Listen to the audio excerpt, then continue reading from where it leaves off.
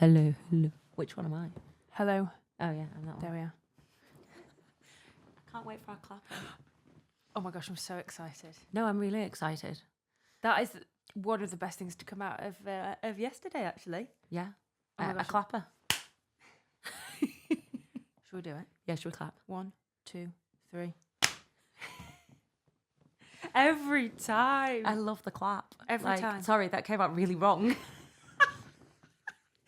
We've lowered the tone. We've only been recording for 10 seconds. Do we need to cut that out? Is that staying, Charlotte? Probably going to stay, To be fair, honest. Everything that I said I was going to cut out, I just left in. If you're listening to this, you won't see, but Charlotte and I are sipping cold fizzy drinks, which isn't like us. But I'm not going to say I'm hungover, but I did have a few beers yesterday. I'm bloated because I drank too much fizzy pop.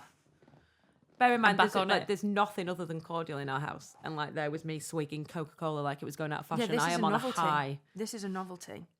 I think I'm addicted to caffeine. Yesterday we were at North Sheep. So that is where we were. We took the trailer for the first time and it was amazing. It was good. Yeah, we took the trailer. Rebecca was helping at North Sheep because you are on the... I'm on the Northern Region Committee and kind of the organising committee for the event, but I have to say I was a bit of a part-timer helping yesterday. So what is it? National Sheep Association? Yes. And what do they... So this is not an advertisement in any way for them. Out of curiosity, even though I have sheep, what do they do? So it is a membership organisation. They do lobbying work, for example. So people don't really expect that, but they're lobbying on things like, for example, like destocking the hills, vaccinations and vaccination availability. They do a lot of stuff with breeds, and I guess kind of rare breeds. They're doing things like that.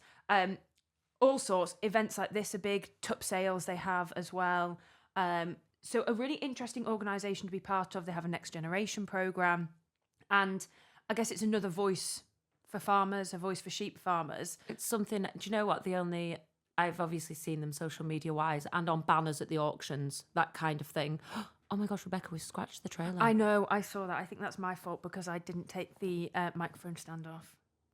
Oh my God, what are we going to do? I know. Well, I think we can give it a whole new lick of paint anyway. What, we're revamping after a week? Decorators. We have got a few bits that we could neaten up, I think, in here. The only time I knew of NSA was when it was in Clarkson's farm, when he bought his sheep and he went to an auction somewhere. Did he go to Tame? I can't remember, but he was in an auction with somebody from NSA and he'd said... It's the what, and he couldn't get over the fact that it was like the FBI, and he was like the acronym for National Sheep Association was so funny, and that's the only real reason I've ever looked at the organisation, yes. Apart from when we've started doing things. I've obviously looked into it from there. No, I think it was a cracking day, and I think, well, the reception we had to the trailer, people particularly loved the chairs. So if you are only listening... We have big brown squishy leather chairs. Yes, which we have talked about before, but I'm not going to lie, they were a massive I don't think we'll ever yesterday. get over talking about them. They're great. They're absolutely amazing. I feel like I'm just sitting at home on Well, it was peculiar because we weren't selling anything. That's it. Most of the stands, it might be breed societies, for example, different sheep breeds. But people did have something to, they were advertising, whether it was tractors, whether it was feed, whether it was animal health products. Whereas we just went for the crack. Yeah. People are like, what are you doing? And we're like, well, we're just sitting in a trailer. Yeah. We did have a nice constant stream of people coming to chat though. So I was very surprised. We had lots of people coming up and saying, I have listened to the podcast, which actually, that threw me. I did not realise that, I don't know, somehow didn't realise that I would meet people that are I don't put the people with the numbers. Yeah, absolutely. Well, the two things we're going to be talking about today, one thing was sparked from yesterday. Loads of people asking about how Charlotte and I met. So we'll be talking about that. And we are also going to go onto the controversial topic of right to roam later on in the episode. So let's get into it. Let's get into it. Nice little... Yeah, that was our music, by the way. Yeah, that was the music. I hope you enjoyed that music. It was picked out specially for this episode. Right, Charlotte. So loads of people asking how we met. We didn't just bump into each other at a show one time, whatever. It was actually like an organised thing by AHDB. It was. A couple of years ago, I only did TikTok as a social media. I enjoy making videos. I enjoy, more specifically, putting nice music to videos, and that is what I always did enjoy doing. YouTube was an extension of that. I can't say I particularly enjoyed the process of making them as much as making silly TikToks, but such is life. And as a part of doing that, AHDB got in touch and asked if I wanted to be on essentially it was an online panel discussion, wasn't it? And we called it the, excuse me while I vomit in my mouth, Circle of Influence. Which we vocally, all of us said was the worst name in the whole entire universe for anything. Yeah, horrendous. That honestly. Word, because we don't call ourselves that, but I guess for companies and organisations, from a marketing perspective, we fit into that bracket of influencer marketing, which I think should be changed. As had the Cannes Film Festival had an influencer category. And they have now changed this to content creation. Really? So I think the rest of the world should follow suit and also not call us influencers anymore. Well, if you think about the awards that we went to recently, that was influencer. But it was embarrassing because it was called influencer. But is it Farmers Guardian, the British Farming Awards? Is that like digital content creator or something like that? I just feel it's slightly more respectful. Yes. Yeah. Yeah. It lessens. Sorry, this is a whole different topic. And one Whoops, that I could really get into. An influencer to me reminds me of somebody with no skills, someone that is creating content purely for the creation of the content and then posting it online for the money. And it reminds me of someone who would ring a restaurant and say, "Can I have a table? I'm an influencer. I'll post it on my Instagram." Yes. And that is what gives everybody under that bracket a bad name, and that's what really riles me. I think there'll be, I don't know if we have any influencers who listen. I think some people would be offended by what you've said. They have no skills. So can you imagine... Sorry, they're good at making videos and getting the nipples out. That's a really good skill. Sorry, do I offend? Weird that. I just don't know how I could do such a thing. Weird that thought came into your mind and you just said it. Yeah, I know, it's crazy. It happens in normal conversation as well, and people go...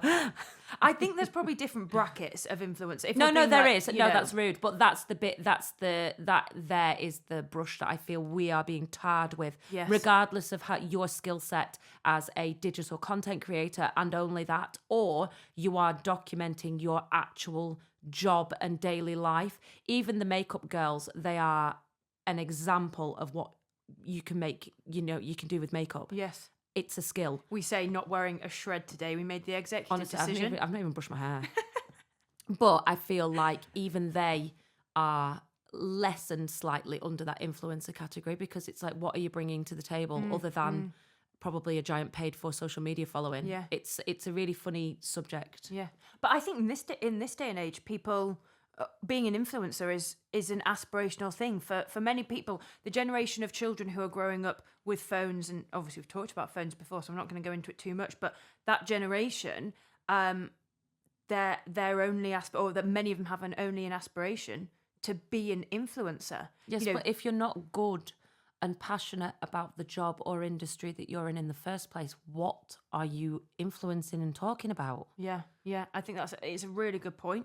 We're only farming influencers. I mean, what the hell would we be talking about right now? And why would our opinions be valid if we weren't good at our jobs? Yes. And no, I'm not saying I'm good at my job. I'm generally shite at my job. But ask Roy, he'll tell you. But do you know what I mean? You've got to have some sort of valid input and opinion. And it's weird. I think there's an age as well. Because at what point do you get to an age where you are deserving of an opinion and a platform? Yeah, that's something that we've talked about, having an opinion kind of, and you get the kind of bullshit teenagers who think they're always right. But actually, when you get into actual industry, actual business... well, you need them years behind you to actually understand. Yes. And you learn so much, I think, as well. And part of learning is changing your opinions. Absolutely. And if you've plastered them all over the internet, it's not easy to change. Yeah, they're stuck there. Yeah, they're there forever. I think that's probably one thing that I've learned. I mean, I've always been very conscious about what I post. You know how much time I Yeah, we take if are. I write a caption and I'm measured. You're very similar in that we want to show It takes farming. me 10 times as long. But we want to show farming in the right light. We want to be honest, but it's a fine line almost between what needs to be shown. Sometimes you can be too bolshy for your own good on social media, and actually, I am. Yeah, Yeah, I am. You're more bolshy than I am. Yeah. Yeah. But let's get back to Well, I influencing. think as well, leading back into the where we met, which is the AHDB, having something to do with organisations like that steers you in that more representative direction. Yeah. So you are very much not, I'm not going to say conditioned because you're not, but you are aware of consequence if you do something wrong because you have the backing of a big organisation and people do show a trust in you. And I think that does lead you to be more considerate when you're posting online. Yes. Yeah, I think that's exactly right. An I organisation. can't remember what I just said, but I know it was good. Keep that in. Keep that Keep in. that thought in. Keep that thought in. AHDB, for any listeners who might not know, Agriculture Horticulture Development Board. Not to be confused with ADHD. What happens is if you sell basically any farming produce, there's some things which aren't included, but to keep it simple, any bit of farming produce has a levy on it. This money then goes to the AHDB and they're doing work in areas like exports or the reputation of British produce or helping to educate consumers on a balanced diet, which includes red meat, for example. So, an interesting organisation, and as you say, Charlotte, one that to have the backing of really probably it puts No, it's you a in mark this. of pride for me, Yeah. really. It was a bit like it was the first time somebody, and it's not just somebody, it's literally an arm of government, has said, oh, you're good enough to represent us in any way. And it was very much a proud moment for me, having danced around on TikTok. How does a cow take a bolus? Yeah. You know what I mean? It was a strange thing. So yeah, I will have a lot of time for AHDB. Not everyone does. It is a controversial topic in itself. And I suppose anyone that's taking money off people, and it's not a voluntary contribution either. Yes. And sometimes it's quite a lot of money, especially if you look at your milk check. Yeah. It not everyone agrees that they're brilliant. I mean, potatoes didn't agree they're brilliant, and I think they sacked them off. I think it's very, very interesting though when you think of when you say you have a lot of time for AHDB. I'm obviously in a very similar position.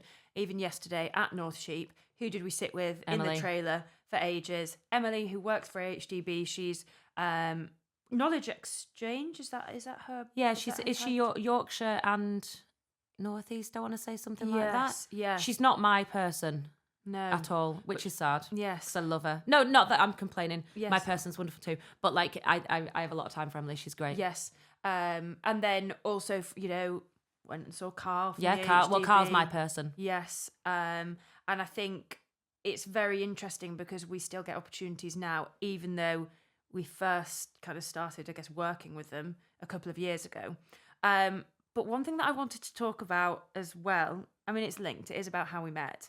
But I posted a picture of Charlotte and I. It is a very good picture. Oh, all dressed up, not like us at all. I mean, I'm going to wear that outfit again. It's really good. Yeah, it is good, isn't it? It is good. I look sensible. Yeah. And clean. Yeah, which is rare. Yeah. But so I posted it, saying it was, I said girl power goals or something like that. Anyway, it was, and I said it's amazing to chat to people on social media, but through the AHDB, I've been able to have those chats as real life conversations, and this can be invaluable. Anyway, Charlotte, you commented, and this was back in February 2023. Love this and love you. You're amazing. So grateful we have met through this. Now, that already, before I even really knew you, it's women supporting women, which we do not see all the time across social media. Oh no, women are bitches, aren't they? And I think it's really interesting. That was your true colours from the outset. You were building up. And I do sometimes, I see it in Anna and I'm like, calm down. I am like that with any woman. anyone, whatever they're doing, I am overly, there'll be a word for it. I'm overly applauding in the background. And I just think I enjoy it when people do it for me, and I enjoy doing it for other people. And I'm one of those annoying people that, like, I will say your name in a room that you're not in. I can't help it. You know, and I will say, I absolutely love her. I think she's brilliant because of this, this, this, and this. There is, like, I know they joke and say there's no competition at the top. There isn't. There's collaboration, and that's the point. And you meet people that you get on with. Like yesterday, we were at North Sheep and we were with Emma Gray, Hannah Jackson, Annie Wynne, and she sells socials. Do it. I can't. She sells socials. Nicely done. She sells socials. And she says it so quickly as well, and I just can't do it. She has such a nice voice. She can actually pronounce every word better than she doesn't drop letters off the end of things and miss them out. She's not from Lancashire. Going to shop. But yeah, we met these girls and we were with Emily, like we said, from HDB, and it just is my friend Caroline Rain. She used to be our NFU lady, and now she's independent. She does her own. And all these people that came in, Danny Blair, Matt Blair's other half, she's a vet and she lives around the corner. All these people that we saw, they're bloody brilliant. Yes. Our vet. Yes. You went to university with her. Yeah. How did we not How is put that crazy? 2 and 2 together? That's crazy. What's Abby? Abby Wolf. She got married though, didn't she? Abby Johnson. She was Abby Johnson. And now she's Abby Wolf. Yeah, I hope that's she a really cool name, isn't it? I hope she doesn't mind us mentioning. Yeah, sorry. Thank you for looking after my cow the other day. It died, but never mind. It was so strange. I sent Rebecca. Sorry, detour. So we'd had a cow. It was poorly. Anyway, it had gone downhill, this cow, and we got her out to have a look at it.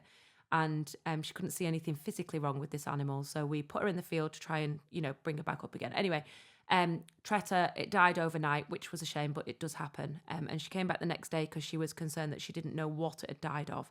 Anyway, we opened this cow up just to have her. So we knew for definite. It was nothing we'd done wrong. She wanted to know out of curiosity, which is just the mark of a good vet to me, to be honest. I just that put her at the top of the list. I think she's, I will never say a word wrong against her for that moment. So, if you're a vet, hint. But yeah, she pulled a little tiny calf out and she showed me. She said, "Do you want to see?" And I said, "Yes, obviously." So she would pull this little fetus calf out and it had see-through skin and all these little blood vessels. And it was amazing. Anyway, I sent Rebecca a picture of its nose. Not only knowing that her ex-university friend who she played hockey with was like the vet that was doing it, but because I didn't include a face on it, we didn't put two and two together. Not at all. But tell us what it died of.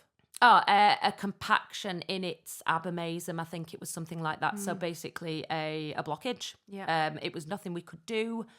But yeah, it just was one of those things. But that made us feel better that we've lost a cow, but it was nothing that we could have prevented. No. Still on this detour, talking about postmortems. Oh, Ben Strugnall. Oh my gosh. So, and I've watched, Ben is an absolutely fascinating character and he does postmortems. So he does it for a job. He did our bull. Did he? Yeah, we had a bull a couple of years ago that went downhill. We bought it from a very, very, a huge outfit near us. It came all singing, all dancing with all the paperwork and things. Anyway, it dropped off in the field. It did 3 months' work and started going downhill. And we were like, what's going on with this bull? Yes. And we thought, to coin a really crude term, it was SHAGing itself. And that's why it was going downhill. Yes. So it was obviously overworked, should we say. Turns out not. It had a bit of wire lodged in its rectum and it had created, obviously, peritonitis, a big hole. Yes. Anyway, so this bull was really poorly. It was absolutely terrible and we didn't know what it died of and we were very concerned, so we sent it to Ben and he postmortemed it. Yes. And then was courteous enough to literally ring us at midnight because he does them overnight, doesn't he? Yes, yeah. Ring us at midnight and tell us what the verdict was. So I have a lot of time for him. I think he's brilliant. Yeah. But he did a demonstration yesterday. On a sheep. And it stunk. It did. We were saying he must be nose blind.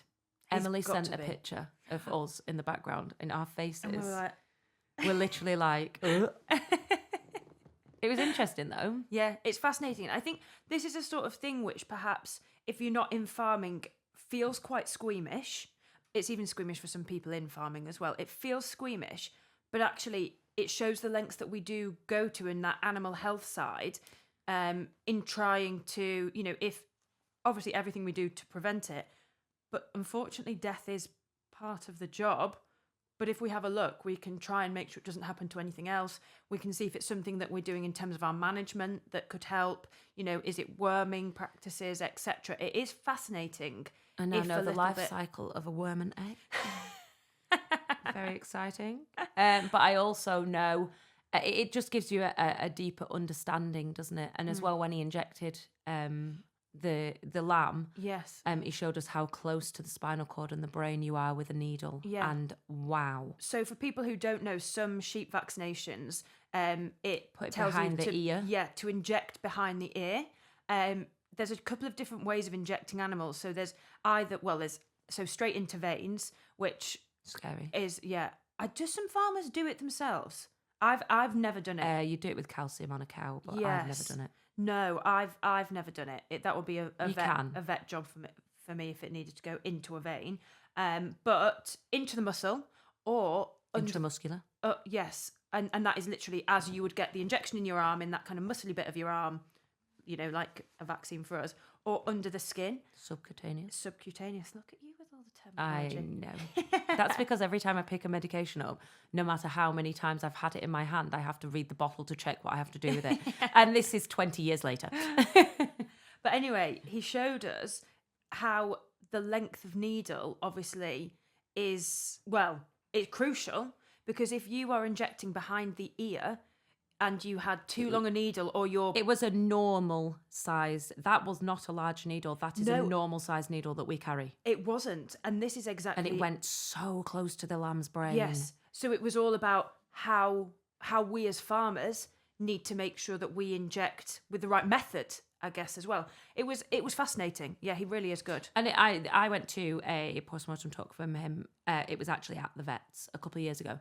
And one thing I did take away from it was the amount of deaths caused by not injecting properly. Yes. With clean needles, not doing it properly, being rough, etc., etc. And the amount of deaths caused, obviously, by secondary infection and whatnot, yes, from an injection site is, I'll find you the number because I can't remember, but it was, you went, oh my goodness. It's fascinating, isn't it? Right, we have been on a massive detour, but it's kind of going back to that women supporting women thing, and then before we move on to Right to Roam, when after you'd met me and you came home after that live stream, I think this is so interesting because you can't make me say this. You basically said that you hated me. I hate her. I literally hate her. I came home and Roy said, "You didn't get a word in," and I said, "I hate her." Absolutely hate her.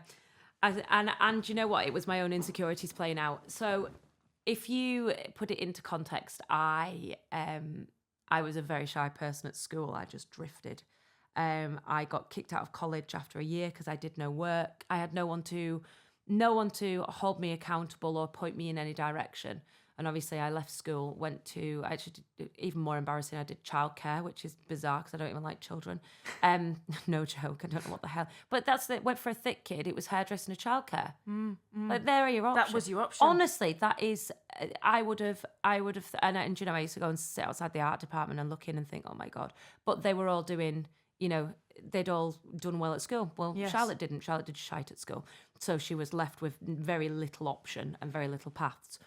So yeah, I had never had any experience of public speaking, of being in front of any kind of audience, camera.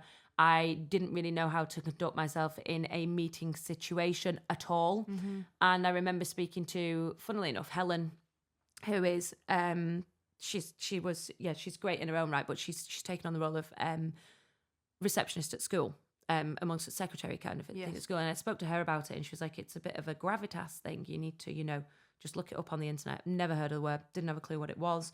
And I'd never been placed in that situation. Whereas your upbringing and your schooling, university, you automatically slotted into that environment like, I don't know what. It was brilliant. But you could, if I watch back the first one, which I haven't done, I guarantee you could pick out the, you know, just the way that I just sat back because somebody else was so confident. And then I remember saying it to you and I was like, oh, I just don't feel like I said anything. And my problem was I didn't understand the time to come in. Now I'm terrible. I just butt in all the time. That was what I learned. Just be rude. But yeah, that is something, listening back to these podcasts, I need to work on, is stop. And I've said this to you, is stop butting in. But like, it's I don't think it's butting in. It's just so eager to share what I'm thinking in my head. Otherwise it'll disappear. Yes. Whereas you and Roy, if you listen to these two speak, they can come back to 6 conversations ago. Like, it's, you know, and they like weave in and out of conversations. I've got to say what I'm thinking then and there. Otherwise it's gone forever. But yeah, so I said to Rebecca, I was not very confident, didn't really know when to come and speak in. And then we went to Llama, didn't we? And there was a question, and she literally just turned around and said, I think this would be better suited to Charlotte. And I just thought that was a brilliant way, and just looked at me, and I was like, okay. Oh, well, I do think it just shows sometimes pushing yourself out of your comfort zone. I mean, look kind of where it's got us now, and it's actually a chalk and cheese situation. But we're still podcasting and we're still farming. Yeah. But we'll be back in a second to talk about Right to Roam. We've had lots of comments from our listeners on this one. It's proved to be a bit of a controversial topic. So yeah, we'll be back in just a second. I do You need a fucking ring. need that thing. A fidget spinner. No, because I'd annoy people with it. Yeah. Very tactile. I used to have a screw in my pocket with a bolt on. Actually, I do have one in my pocket. Oh my God, is that... Am I really sad? Oh my God, dear. Yeah. Yeah. I do. I have a screw and a bolt in my pocket. What? And then you'll just... And then I'll just like put the bolt on it and spin it. And then unspin it. And when I'm talking to people at school, sorry, this is like, if I'm actually going to put this in, I'm like outing everything that I do. If I'm talking to people and I need to like, you know, actually talk to them, I'll literally just spin the bolt in my pocket and it keeps me talking to them. Otherwise, I'll go, oh my God, I'm looking at her eyes. No, I can't look at her eyes. No, I'll look at her ear. No, she'll notice I'm looking at her ear. Oh my gosh, now I'm thinking you're looking at Oh my her God, eyes. I'm looking at her mouth. Oh my God, no, wait, don't look there. Right, don't make eye contact. Oh my God, stop right now, you've got to make eye contact. And that's my brain when you're speaking. And then I forget what you've said. So then I don't know what to say. Honestly, it's pathetic. But just give you a bolt and we'll be fine. A bolt and I'm fine. Absolutely fine. Right, so we are launching into... What are we launching into? Chapter 2. Chapter 2. And we are talking about the right to roam. So we touched on this in an earlier episode with one of the listener questions. And I just think it warranted its own segment. Yeah, absolutely. And I think right to roam, to be honest, I'm pretty sure most people will be familiar with the phrase. Obviously, there's plenty of rights of way and footpaths across England. Important to note, Scotland do have right to roam. So in Scotland, you can, I'm going to say pretty much go wherever you want. There's a few restrictions within it. But yeah, plenty of rights of way, footpaths, bridleways, etc. in England. But you're not meant to stray off the footpaths. I say not meant to because as we have had from all the comments from listeners and people on social media. So we tried... I'll play you one of the voice notes, which was one of our listener questions, so you understand, I suppose, the context. But this was just one of them. Why do you not want people walking across your fields? Which is calm down. Such a simple question. Why do you not want people walking across your fields? Yes, and it's so interesting, isn't it? Because I think as farmers, we feel like it's self-explanatory. We feel like it's so obvious. Well, of course not, because livestock, wildlife, crops, dogs roaming. But it's not. I don't feel that I don't want people in my fields. That's not the case. So in lockdown, I don't even mind saying it, to be perfectly honest. Some local farmers of ours were very obstructive, should we say. And obviously lots of people took to going for a walk, which was probably the only thing people could bloody do to stay sane. That is just it, You had families that I know personally that I am friends with who were stuck in, 3-4 bedroom houses in the village with, however big of a garden. And that was lucky. Yes. Yeah, you were And doing well if you had a garden. I know, we were so lucky. We did not know we were, and us, we didn't know we were born during lockdown, let's be perfectly honest. Nothing really bloody changed for us. We just carried on and we had all the space in the world. The kids ran free, didn't have to go to school. Like, honestly, it was ridiculous. So we became aware that some local farmers were maybe not being quite as courteous to people walking as they should have been, and they tried to shut off lanes. So I thought, fuck you. That's what I thought. And I texted all the people I knew in the village and said, there's nothing down the river. If you want to go running down there, if you want to walk your dog down there, it's just grass. We've just taken silage off. No one cares. Yes. Please feel free to go and do what you want. And they were, and I'm not saying that in a saviour kind of sense. I just think we're so bloody lucky to be in a position in life to have what we've got through whatever means, whether that be inherited, whether it's worked for, whether it's paid for, whether you won the lottery. I don't care. We're very lucky to be in the fortunate position we are. And at a time like that, not to share what you've got, I think it's outrageous, to be perfectly honest. And I'll never forget it. And I don't think the village will either. And did you have any problems? None. Do you think that was almost because of that sense of almost gratefulness that had been created because of the situation? Because I think, and when you look at all the comments, most people who are against right to roam have probably had bad experiences, dogs off leads, that sort of thing. So yeah, that's my my gut is to share what you have. Yes. Now, had we had stock in that field, I wouldn't have wanted people walking.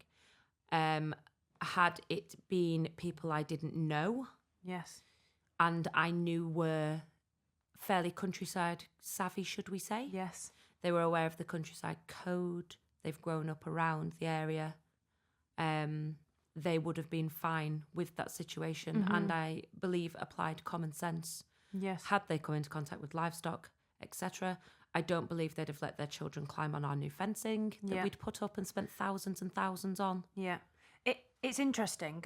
Couple of comments here. From a non-farmer, no to right to roam unless we teach the countryside code again. It disrupts farms and wildlife. So the right to roam, do you think people in general... so say for instance, someone from Birmingham's not going to go, I know, I'm going to go up to Cumbria and I'm going to go walking through Lather Farm. Why would they? Why would they? They want to come up here and they want to go walking through the national park. Yes. They want to go to the Lake District. Yes. That's what they want to do. Local people maybe might have a walk around the local area. But that's presuming that everyone can apply common sense. But can we trust that? Well, we've had a comment which was along that. I think the common sense around right to roam is dismal.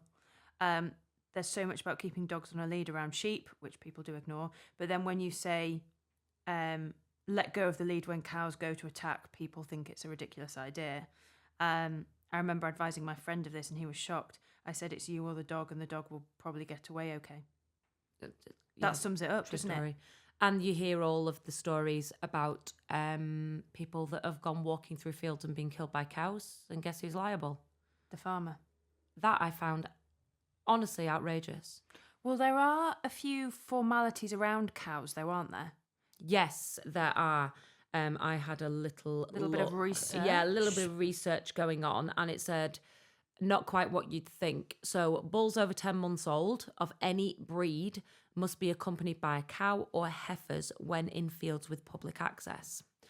And make sure there are warning notices relating to bulls, and then they are displayed only when it's actually present in the field. So, for instance, on our field up Stainmore, there's a joke sign that says the farmer won't charge you, but the bull might. I can be prosecuted under that law. It's crazy, isn't it? And yet that's just a silly... Yes. It wasn't painted. It wasn't even painted by us. It was painted by someone who'd done a wall up there and they thought it was funny. It's interesting because somebody here, as a former farmer and now trout fishery owner, the first thing I would say that is paramount is safety. Now, this is where I actually sit on right to roam, and I think the safety part is a big thing of where I sit thinking it's not the right thing to do. You are effectively walking through a place of work. That place of work has risks that, because you don't work there, you're unaware of. Would a factory let you walk across its shop floor and then be liable for the risk that you've caused by you entering their premises? Yes. Now, on a footpath, you are still exposed to those same risks, which is where I think it's kind of crazy. You know, there's a footpath through we have a crisscross through the farmyard that literally intersects in the yard. So people are walking through our farmyard. And how often do they walk through?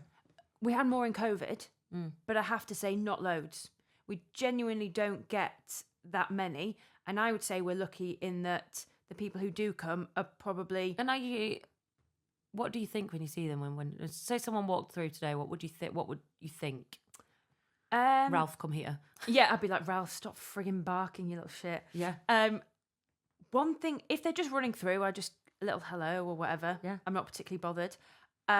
Not so long ago, somebody with big dogs and like 3 or 4 of them on leads, but I watched them the whole way because I thought they're going through more than one field of sheep, and it makes me uneasy.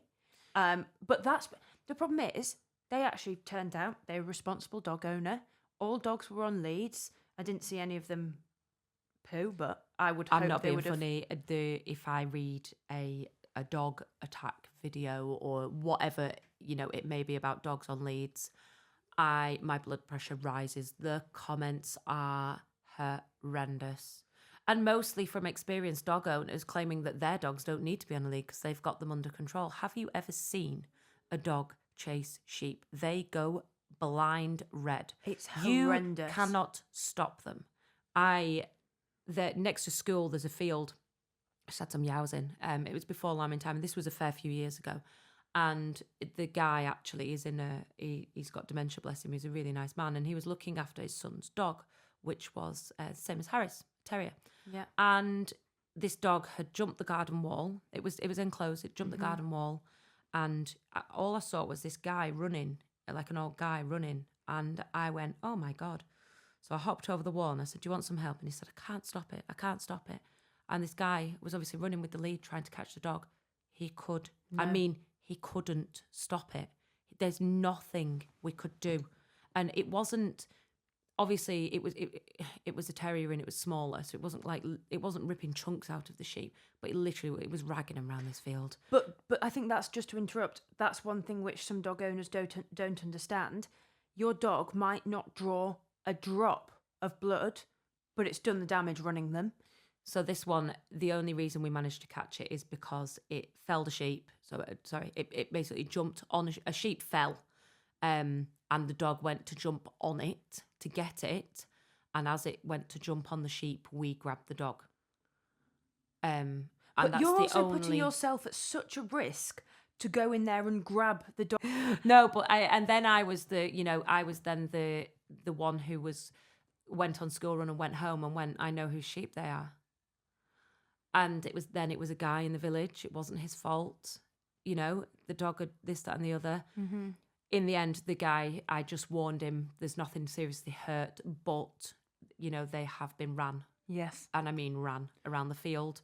I don't recall whether he lost anything. It could have happened. He could have just not said anything. Mm-hmm. They'll abort fairly easily at that stage, won't they? And you might not even know. They might just absorb. But in the end, the dog was walked with a muzzle from then on.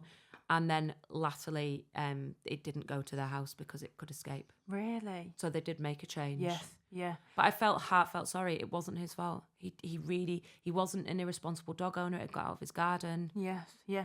I think that's probably how quite a few happen, isn't it? It's not always people being completely irresponsible, but that some people are still blind to what their dog can do. But this is an interesting one here. 45-year-old town-dwelling non-farmer, and it's a no from me. The general public can't be trusted to not be idiots. You only have to look at all the sheep attack videos on social media to see that. There are more than enough footpaths in this country for people to walk on without disturbing farms, farm animals and the wildlife, especially around breeding seasons, which I think is very, very interesting. And I think it's a good point.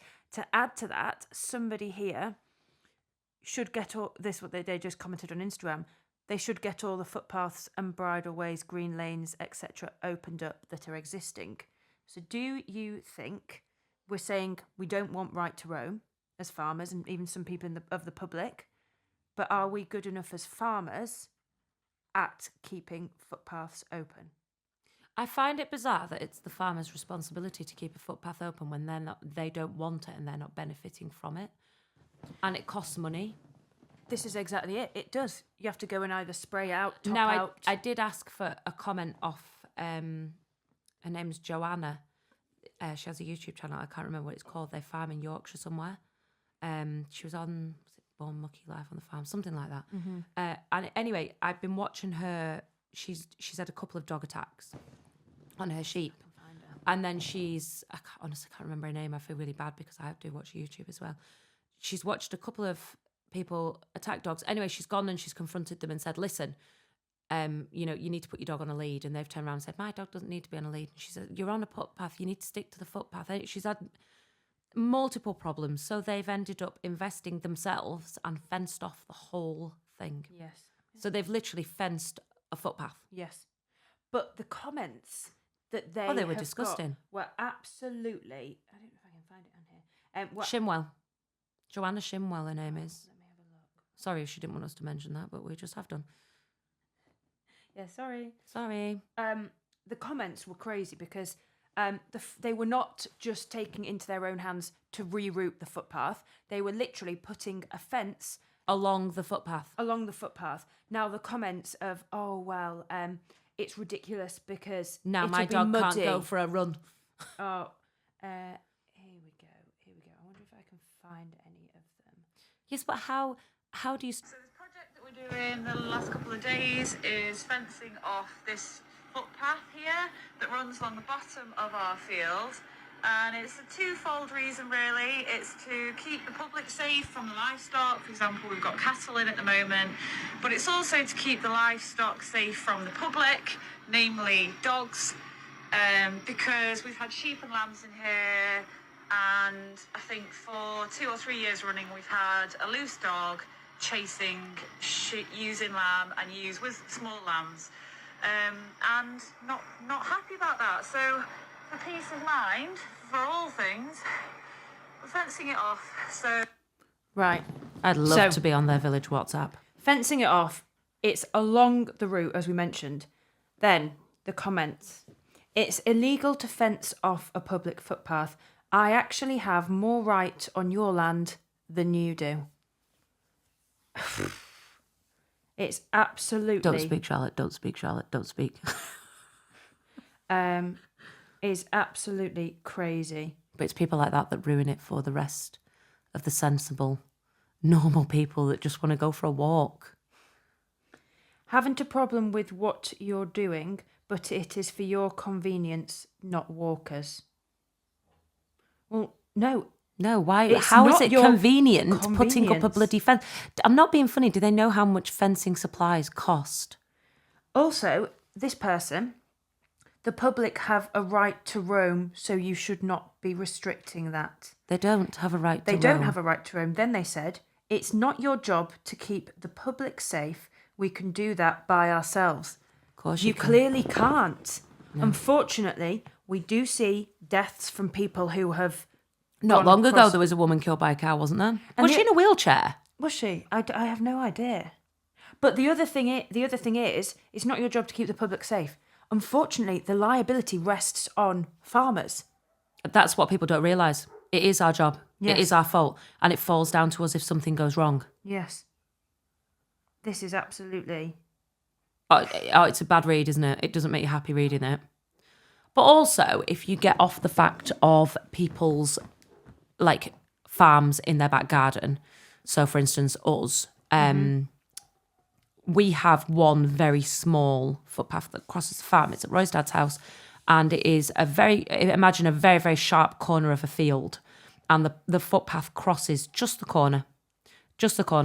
And this would have been, when I've looked into it, I did a bit of research on it because I, at one point, considered asking for it to be moved because obviously the road networks have improved and been built, Yes. and like 100 metres down the road, there's a cycle path that crosses the A66 right next to the footpath. Yes. But the footpath comes up onto a grass verge up onto the A66, which is a fast-moving bloody Yes. road if anyone knows about Yeah, it, yeah.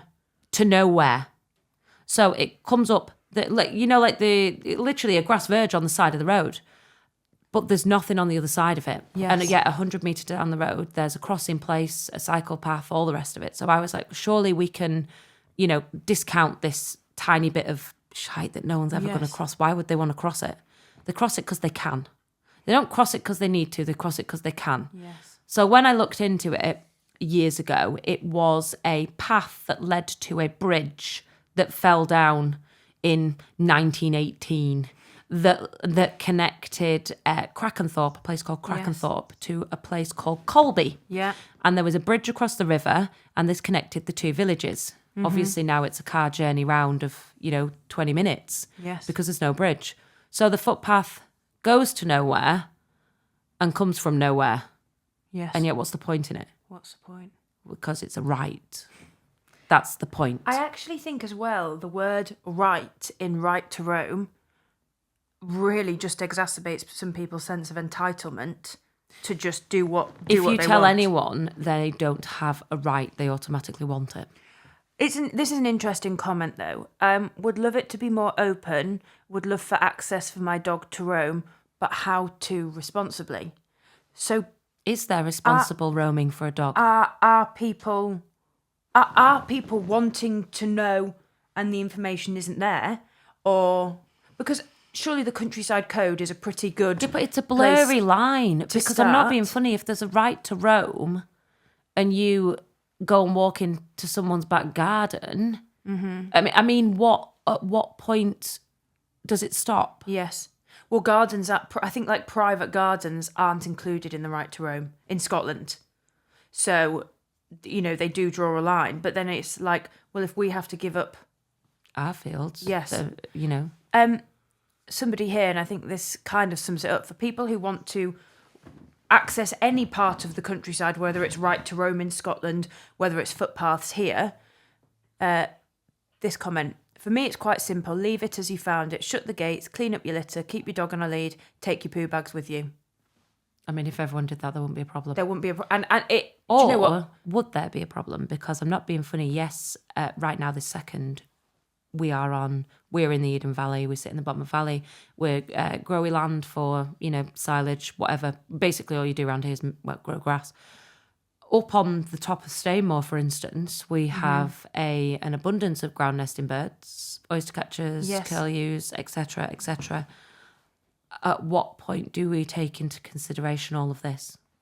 Because that's not necessarily industrialised farming Yes. as such. Yes. Like grouse mowers and things like that. Why are we pretending that it's not going to have an impact on wildlife that people profess to want to protect? Yes. And I think that's exactly it. Then yet again, the blame does seem to fall on the farmers. Oh, well, you're killing all the birds. Well, actually, no, there is so much to be said. No, you and your 3 Labradors and your 3 children are killing all the birds. And your spaniels, which you let go across, when we're not in the hills, we're not in like big, people don't come on walking holidays where we live. But, they do walk up and down the lanes, the villagers. And on the whole, most of them are very good. But the ones from the other village, I'm just going to say it. It's dog shit alley. That's what we call it, because nobody picks up their dog poo. And the other thing is, when you've got your arable crops in the field, people obviously, because the narrative is farmers are creating barren wastelands, they assume that of course birds wouldn't be living in those fields. Yeah, my spaniel, which is bred to quarter fields, literally lifts every single bloody nesting bird that's in the field. But yet it's farmers doing it. Remember, it's farmers who disrupt the wildlife. I think as well it's a regional thing. I spoke to what was she called? Helen Drinkall. Yes. And Helen is she in Chorley? On the top of there'll be a word. Oh, a fell. A fell. I can't remember where it is. Anyway, it's a walking spot. Yeah. On the edge of a town. wow, they get some shit. Really? It is, I can't even imagine. Joe Seals in the middle of Burnley. Yes. I mean, I'm not being funny. They got all the bills set fire to anyway. You give them access across all your fields. You asking for trouble. I think what's quite hard is that most farmers, and I would say pretty much every farmer who we've heard from, is extremely reluctant. It sounds like we're being pretty anti-public, anti-dog walkers. The reality is the minority ruin it for the majority. The fact is people who actively let their dog go and worry livestock, they don't pick up their poo or the litter or whatever. I genuinely don't care. They mean those people, it means that how they act means that we have zero trust across the board, because how can we tell who's a good dog walker and a bad dog walker or whatever? And unfortunately for us, it's not just, we don't really want them in our fields. We're not being grumpy. It's the welfare of our animals, finances, livelihoods, which are at risk. And I think it's a very difficult conversation, but until... And you always come across, I said before, I still can't remember what word it would be. Someone will be able to tell me in the, the reviews, the comments, whatever it is. I feel like when you go away from the general public and you go to the people campaigning for the right to roam, they don't give a shit about the right to roam. All they care about is down with the rich farmers. And that's a separate problem altogether, I think. They view us as, the landowners that are... The landed gentry. Yeah, blocking access to, the poor people as such. And it's the wrong attitude to have altogether. And you've got to be so open to changing your mind, listening to other people's opinions and lived experiences. And I find with groups like that, they're not open to changing their mind about anything. They're not open to hearing what we've got to say.